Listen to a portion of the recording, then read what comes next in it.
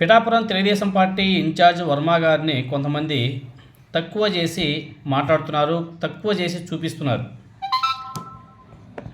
వర్మ గారిని అసలు లెక్కలో కూడా తీసుకోవటం లేదు జనసేన పార్టీ, ఎస్పెషల్ చెప్పాలంటే జనసేన పార్టీ అధినేత పవన్ కళ్యాణ్ కానీ, అదేవిధంగా ఆ పార్టీలో నెంబర్ 2నా నెంబర్ 3నా తెలియదు కానీ అయినటువంటి నాగబాబు గారు నిన్న కూడా నాగబాబు గారు వర్మ గారిని ఉద్దేశించి ఇండైరెక్ట్గా ఏదేదో మాట్లాడాడు.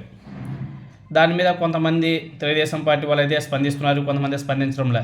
ఈ స్పందించగానే వేస్ట్. ఎందుకంటే పైన అధినేత ఈ అధినేత ఇద్దరు కూడా కలిసి ప్రయాణం చేస్తున్నారు. ఎలాగైనా సరే మనం అయితే సచ్చినట్టు వాళ్ళకే ఓట్లు వేయాలా.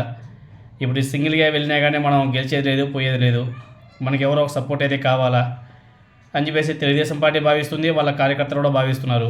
ఇప్పటికిప్పుడు తెలుగుదేశం పార్టీ జనసేన పార్టీ నుంచి విడిపోయి సపరేట్గా పోటీ చేసే అంటే సపరేట్గా ఉండే అవకాశాలు కూడా లేవు. ఎందుకంటే పవన్ కళ్యాణ్, అదేవిధంగా నారా లోకేష్, చంద్రబాబు నాయుడు గారు మంచి మ్యూచువల్ అండర్స్టాండింగ్తోనే ఉన్నారు.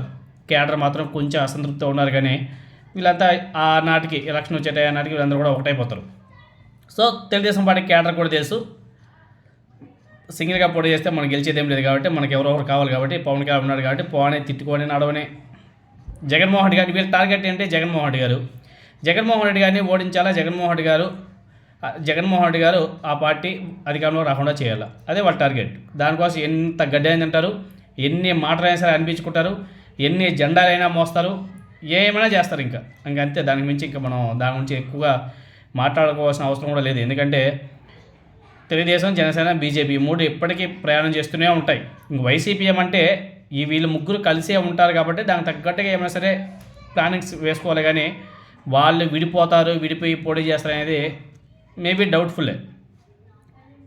తర్వాత ఇప్పుడు నాగబాబు గారు, పవన్ కళ్యాణ్ గారు, అదేవిధంగా జనసేన పార్టీ వాళ్ళు వర్మ గారిని ఉద్దేశించి తక్కువ చేసి మాట్లాడుతున్నారు కదా. ఒకసారి వర్మ గారి గురించి కూడా వీళ్ళకి తెలుసో లేకపోతే తెలియకుండా తెలియదు కానీ పవన్ కళ్యాణ్ గారు డిప్యూటీ సీఎం అయిపోయాడు కదా, ఇంకా ఆయనతో కంపేర్ చేసుకుంటే మిగతా వాళ్ళందరూ కూడా తక్కువే అన్నట్టు వాళ్ళంతా కూడా చూస్తున్నారు. అవన్నీ కూడా తప్పు, ఓవర్ ఎక్స్పెక్టేషన్ చేసుకుంటున్నారు. అది చాలా తప్పు.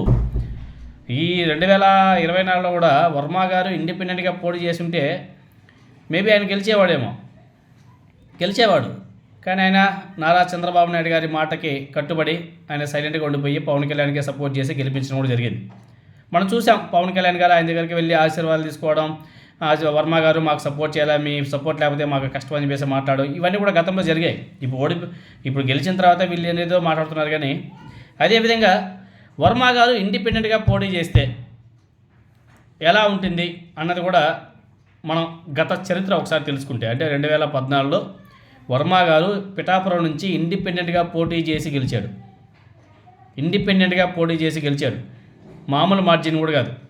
అప్రాక్సిమేట్లీగా 57.59 57.59% ఓట్లతో పిఠాపురంలో ఆయన ఇండిపెండెంట్గా పోటీ చేసి గెలిచాడు.